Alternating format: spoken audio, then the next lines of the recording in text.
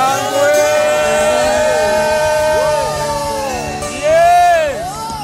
Shangwe kwa Yesu. May the Lord bless you all. Amen.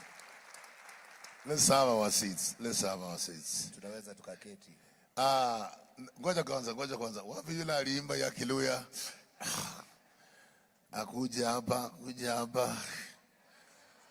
Huyo mtu aliimba hiyo wimbo ya Waluya. Unajua siku moja nilikuwa Mluya, Yesu akanisaidia nikakuwa haleluya. The Bible says all languages were seen there. Waluya walikuweko. Thank you so much. I love you. Let's appreciate these people. They are doing well. They are following the teaching of Mwaniki, of our prophet.